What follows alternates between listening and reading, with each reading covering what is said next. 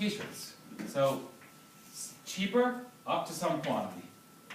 Then they face a tax or quota, making the supply curve look something like this. This is the price. I'm just drawing a supply curve basically, but at some point they get zero tariff up to a point, and at some point they got to start paying a tariff.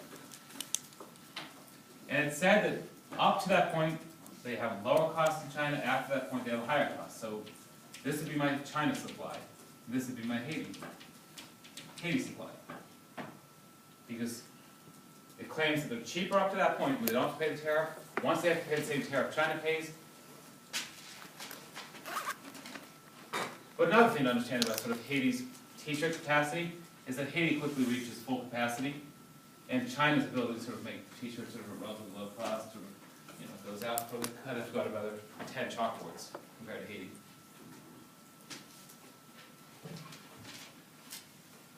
But that's your supply curve. I gave you no information about demand, so you just sort of either skip or just draw some random demand curve in there. All I've given you is information on supply. But that's what I told you. I said, so, yeah. Wouldn't the slope be different for Haiti before?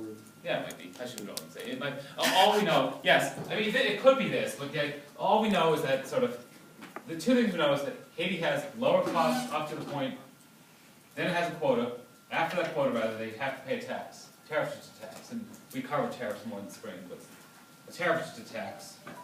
And so then they pay more. Yes, there's no reason the slopes would be the same, and China's sort of, I don't know, whether China might start here, they might just stay flat. I don't know what the shape is. All we know is it's lower up to this point, higher at that point. B. And actually I don't even know what happened, because they were trying to get this in after I made the exam. I read the article, I didn't read anything else about this, so I never read that they got it, but I'm not sure if they did or didn't, so I'm not sure what became of this. And unlimited 0% tariff t-shirts and pants exports to the U.S. Grafton explained how this would affect the U.S. market, Chinese t-shirts and pants imports, as well as the U.S. market for Chinese t-shirts and pants. Well, if we want to look at the U.S. side, and the Chinese side, understand sort of on China's side, and just sort of put up two graphs, our demand for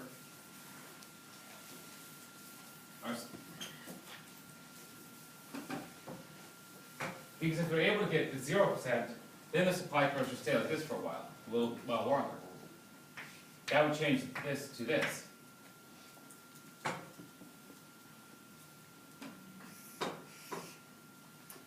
So if we sort of think about our demand for, starting like this. If it was like that, and we were buying this many, or something, or this many, perhaps if the supply continues like this, rather than just buying this many quantity from Haiti, we'd buy this many quantity from Haiti. We'd buy more. Because their cost structure would be lower. Rather than this old one, we would buy more from Haiti.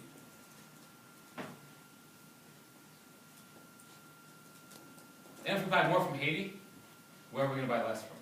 China. China, a little bit less from China. And so our demand from China, these are just sort of substitute goods, will fall by, a tiny, tiny, barely noticeable amount.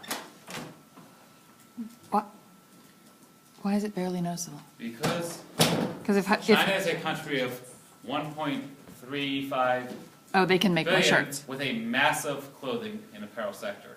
Gotcha. Haiti is a country of a few million with a small but successful apparel sector. Okay. That's sort of, so they put a small dent. That's why it's barely noticeable. It's a slight decrease in demand. But if they could make the quantity that China could make, then we wouldn't buy anything from China if they had a zero tariff. Well, that was a theory. If they could. And if they had 1.35 billion people, then and essentially they're limited. I mean, they're more limited than they need to be because of problems, obviously, with the government, with sort of earthquakes as well as sort of generally sort of lack of investment into Haiti. So they could actually sort of have a much bigger apparel sector than they do, and maybe they will down the road. It was starting to grow actually before the earthquake. It was one of the more successful industries. It was a comparative advantage they had. comparative advantage of essentially sort of low labor costs. And they got some investment in a decent deal for the US.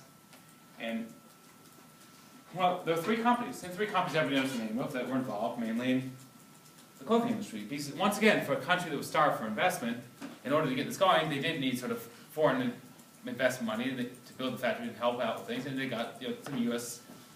suppliers to see that sort of, for a while we have to have a cost advantage over everybody.